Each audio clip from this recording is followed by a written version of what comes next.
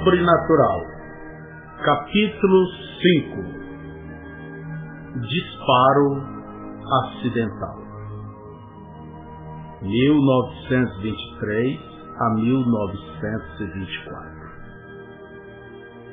William Branham passou todo o seu 14º verão, 1923, ajudando seu pai a cuidar do jardim e trabalhar no campo. Charles tinha 2 cavalos. Um velho cavalo de ará que possuía e um cavalo mais novo emprestado do Sr. Watten. Já que ele tinha 2 arados simples, Charles sempre colocava ambos para arar ao mesmo tempo. Em junho, Billy, seu pai, estava arando entre as fileiras de milho quando os cavalos começaram a bufar e pisotear nervosamente. Billy lutou para manter seu cavalo entre as fileiras, de modo que o arado não passasse nos pés de milho. Ele gritou: "Papai, qual é o problema com este cavalo?" O cavalo de Charles estava dançando também. Ele parou, esfregou sua sobrancelha com seu lenço xadrezado de vermelho e branco e observou o horizonte. "Filho, está vindo uma tempestade." Billy olhou para a linha clara e azul do céu. "Tempestade? Eu não vejo nenhuma tempestade, papai." "Filho, você não entende. Deus tem dado a estes cavalos um instinto. Eles podem sentir quando uma tempestade se aproxima." Eles começaram a arar novamente, mas não foram muito mais do que 2 fileiras, quando negras nuvens no horizonte apareceram. Eles somente tiveram tempo para levar de volta os cavalos para o celeiro, antes que a tempestade caísse. Billy raramente pensava sobre Deus, porque o tema raramente aparecia no ambiente doméstico. Mas ele pensou sobre ele naquele dia e desejou saber que outro instinto inteligente Deus podia ter colocado nos animais. Pensando sobre estas coisas maravilhosas que ele tinha visto entre as criaturas da floresta, Billy se convenceu de que Deus devia ser um amável e inteligente companheiro. No sábado de manhã, Billy pediu se podia passar o dia na cidade. Charles pagou a ele 10 centavos de dólar por ter lhe ajudado durante a semana e disse: "Não gaste tudo em um só lugar, filho." Pedindo carona até Jeffersonville, Billy foi à casa de seu primo, Jimmy Hull. Então ele, Jimmy e Ernest Fisher foram passear no centro da cidade para gastar seus dólares. Billy tocou a moeda em seu bolso enquanto caminhava. Ele se sentiu tão rico. Primeiro ele comprou um sorvete por 1 centavo. Depois de haver tomado o sorvete, ele foi e comprou mais 2. Então ele foi à loja de doce Shifts e fitou desejosamente as fileiras de jarros de vidros cheios de doces. Billy já havia estado ali antes e sabia o que mais gostava. Ele pagou 2 centavos por meia libra, aproximadamente 450 gramas de doces. Sobrou-lhe 5 centavos, o suficiente para pagar uma dupla entrada no Teatro Léo. Assistiram filmes do Oeste por horas.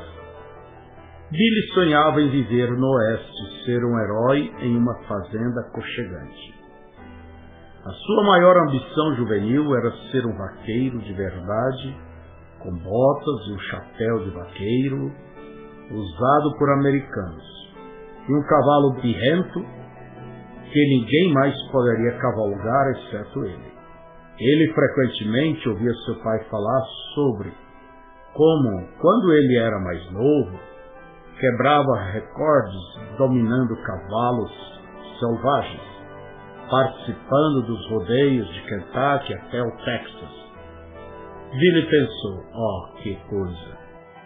Quando eu ficar um pouco mais velho, eu vou sair ao oeste e ser um verdadeiro cavaleiro. Billy treinava no velho cavalo de arar.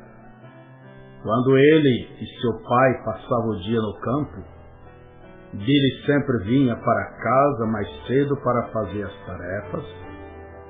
Ele conduzia seu cansado cavalo para trás do celeiro para beber água num cocho. O cavalo mergulhava seu focinho no lodo, sugando goles de água, enquanto Billy desfazia o arreio e o carregava ao celeiro. Abelhas zumbiam ao redor do cocho. Os irmãos mais novos de Billy ajuntavam-se ao redor. Eles tinham tirado os pelos da crina e do rabo do cavalo e trançado de maneira que parecia uma cobra, e a colocava sobre a água do cocho. Quando o cavalo estava bebendo, a água ondulava e a cobra feita de pelos se movia, como uma cobra coral por cima da água. Billy puxou a sela do celeiro e jogou nas costas do cavalo. Carrapichos bem espinhosos cresciam espessamente ao redor da água. Billy ajuntou um punhado de carrapichos e os colocou sob a sela antes de apertar bem a cilha. Seus irmãos se alinharam da cerca para a apresentação. Pulando no cavalo, Billy bateu seus calcanhares no franco do animal, tentando fazê-lo pular. O velho e pobre cavalo, cansado de trabalhar o dia todo, apenas inchou e se virou, mal levantou as patas do chão. Billy balançou-se adiante na sela, fingindo que seu cavalo era um feroz e resistente cavalo selvagem. Ele gritou: "Olhem para mim, sou vaqueiro!" E assim deu uma batidinha na parte traseira do cavalo com seu chapéu de palha. Todos seus irmãos riram e aplaudiram. Naquele outono, depois da colheita, Billy passou mais tempo na floresta, pescando e caçando com seu cachorro de caça, Fritz. Billy amava seu cachorro e se vangloriava que Fritz podia acuar qualquer criatura que escalasse. Nem mesmo um gambá podia desencorajar a fidelidade de seu cachorro. Fritz podia perseguir um gambá em um amontoado de capim, então circulava a sarça, latindo para mantê-lo acuado ali. Quando Billy o alcançava, tudo o que tinha que fazer era levantar o amontoado de capim e dizer: "Pegue ele, garoto!" Sem hesitar, Fritz mergulhava e capturava o gambá, ignorando o terrível cheiro que espirrava nele. Naturalmente, a mãe de Billy desaprovava esta prática.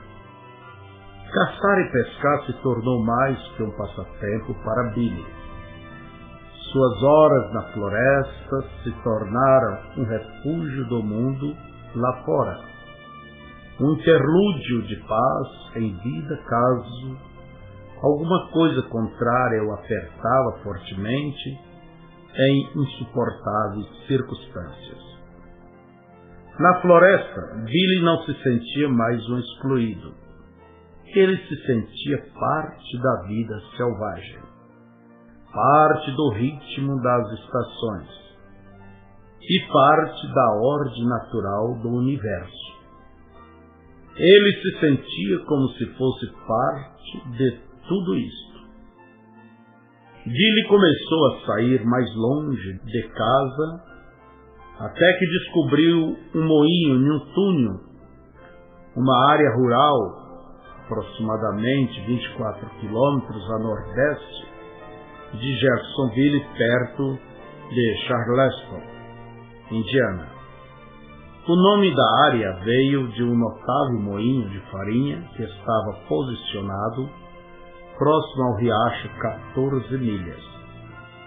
No início do ano de 1800, um homem chamado John Wark estava procurando por uma boa localização para construir um moinho. Não era fácil encontrar o lugar perfeito.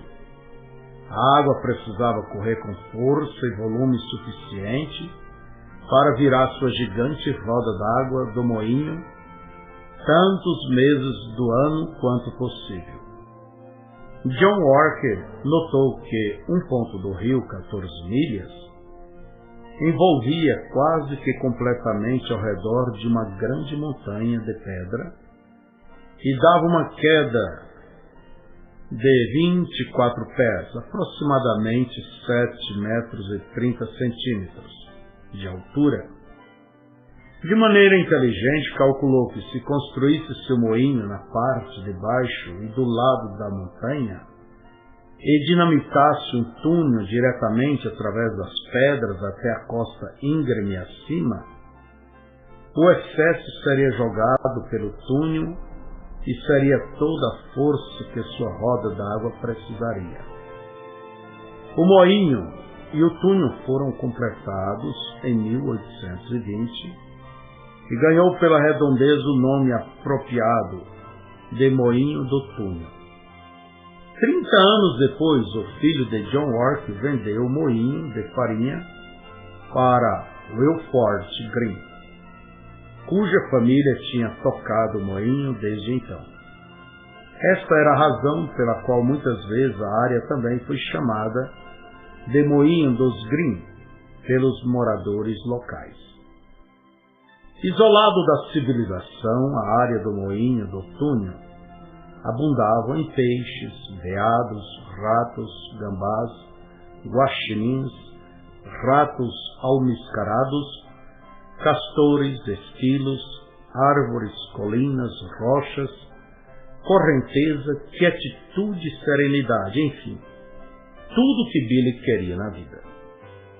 Ele ia ali frequentemente, pegando carona com caminhões de entregas que percorria entre Charleston e Jeffersonville.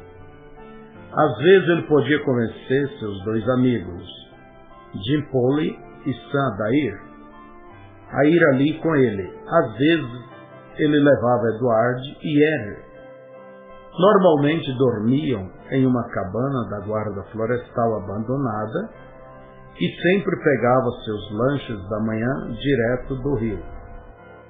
Em um lugar, o rio 14 milhas corria de 10 pés, aproximadamente 3 metros e 40 centímetros de profundidade e a 40 pés, aproximadamente 12 metros de largura, formando uma perfeita abertura para nadar. Billy intitulou este lugar de Toca do Castor.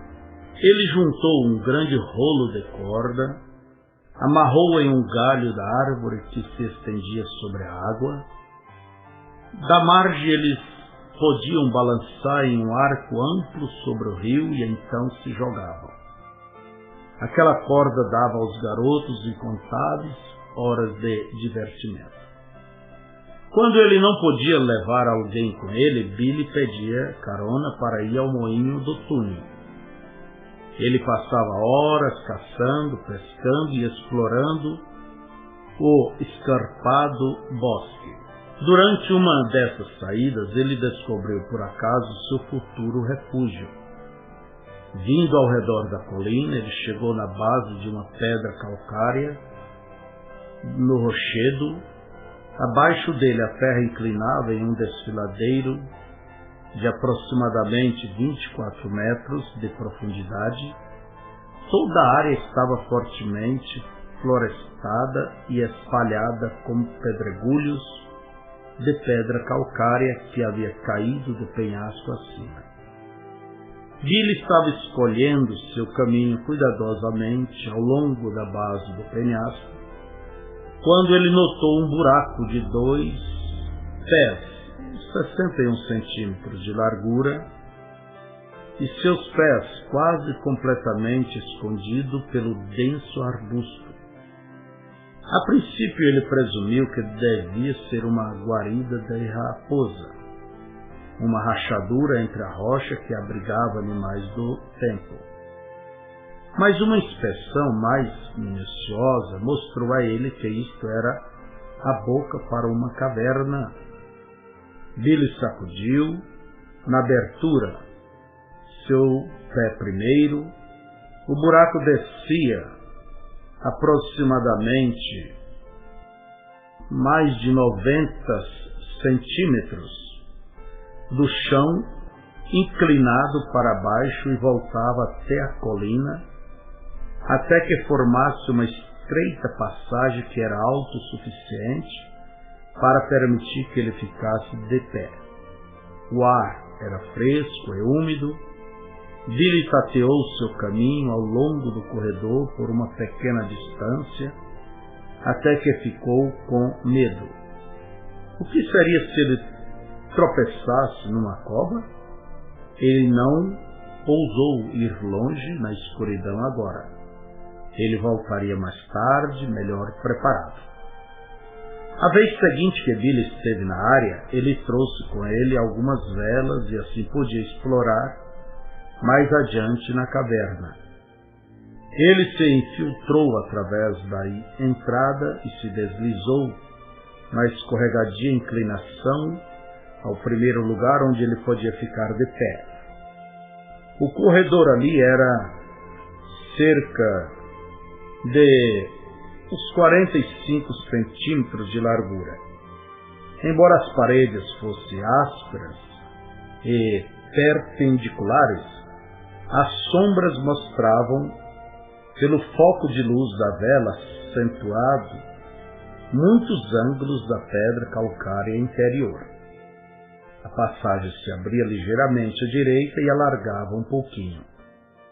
Ali o chão e teto eram ambos razoavelmente nivelados, como se esta parte da caverna fosse feita para a habitação humana. Havia até mesmo uma pedra plana sobressaindo de uma parede que era do tamanho de uma cama. Depois, um outro corredor de 3 metros e 65 centímetros e estreito novamente. O chão e o teto se tornavam desiguais. O teto era cheio de pedaços grossos e angulados de pedra calcária, firmemente apertado, mas dando a ilusão que poderia cair a qualquer momento. Agora ele tinha entrado mais ou menos como uns 7 metros e 62 centímetros. De repente ele parou e assobiou em tom de assombro. À sua frente a caverna se alargava, formando uma sala pequena. No centro do aposento tinha uma mesa formada por um único e maciço pedaço grosso de pedra calcária. A mesa era um bloco retangular com aproximadamente 91 centímetros de altura e 91 centímetros de largura e 1,20 m de comprimento. A base da mesa pareceu notavelmente plana e nivelada, e as 4 extremidades pareceram perfeitamente quadradas. Mas o mais notável fato no aposento era uma pedra clara e triangular que sobressaía do teto como uma pirâmide invertida. Esta pedra posicionava-se diretamente na mesa. A ponta da pirâmide estava apenas centímetros sobre a superfície da mesa. Billy sentiu-se contente com sua descoberta. Pareceu ser um perfeito esconderijo. Ele decidiu não mostrar isto para seus irmãos ou amigos. Este seria seu próprio segredo especial. Quando ele deixou a caverna, ele camuflou a abertura para que nenhum outro caminhante ou caçador pudesse acidentalmente descobri-la. Estes foram os melhores tempos da sua adolescência. As boas memórias, andando pela floresta, dormindo sob as estrelas, pescando para seu café da manhã e caçando para o jantar com seu rifle calibre 22. A boa pontaria de Billy melhorou até que podia atirar em esquilo aproximadamente a 45 metros e acertá-los toda vez bem entre seus olhos.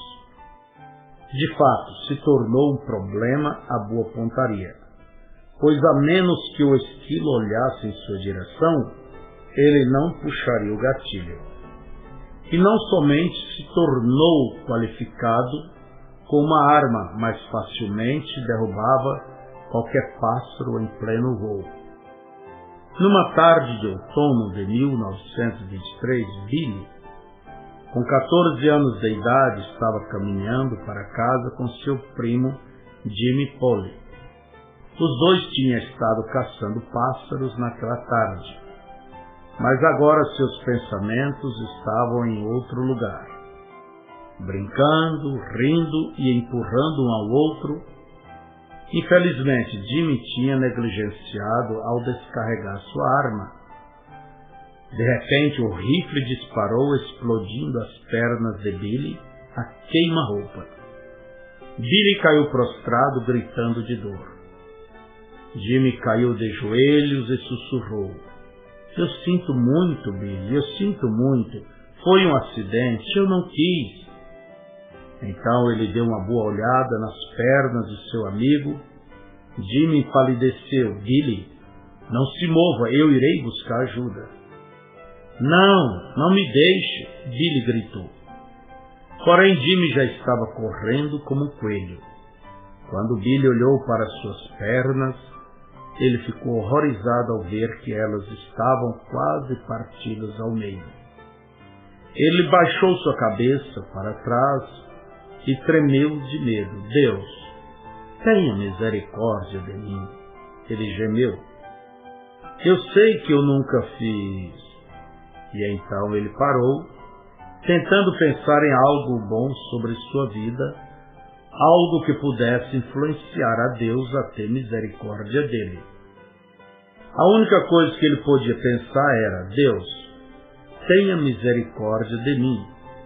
Tu sabes que eu nunca cometi adultério." Rapidamente, Jimmy estava de volta com um vizinho, Frank Ake, o qual levou Billy ao Hospital Memorial do município de Clark. Billy gritava em agonia enquanto as enfermeiras cortavam grandes pedaços de carne com tesouras e limpava a abertura ferida o melhor que podia. O Sr. Ake segurava a mão de Billy. Quando as enfermeiras terminaram, eles tiveram que soltar os dedos de Billy